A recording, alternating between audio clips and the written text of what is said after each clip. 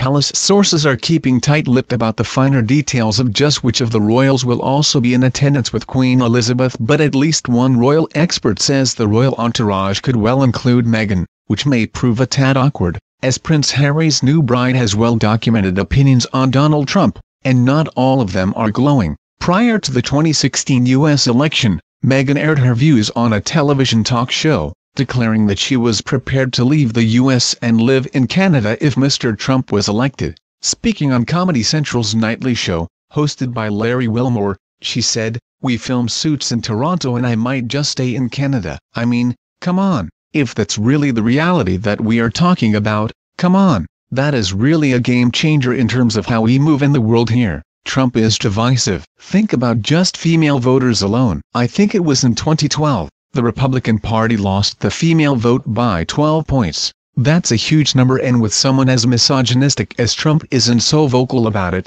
that's a huge chunk of it." Of course, 5 years ago she was an upcoming American actress rather than a senior member of the British royal family. Royal expert Richard Fitzwilliam said, "Donald Trump's visit is a working visit, not a state visit, which would be very different. The official itinerary has not been announced, but we know he will be meeting the Queen at Windsor, as the American ambassador has said so." Prime Minister Theresa May rashly promised Trump a state visit just after he became president. Only 2 American presidents have had this honor, and if that happens it might well include Meghan as our first American princess, irrespective of what her private views might be. He added it was likely that during the visit other members of the royal family would attend an official banquet which could see Meghan and Harry and Donald and Melania Trump as dinner partners. He said, "We know Meghan's thoughts on Trump before she was married. It would be up to the royal family to choose who attended such an event if and when it happens. The emphasis is obviously on goodwill. Visits by American presidents are intended to reinforce this special relationship, and Britain needs America's cooperation in a post-Brexit deal."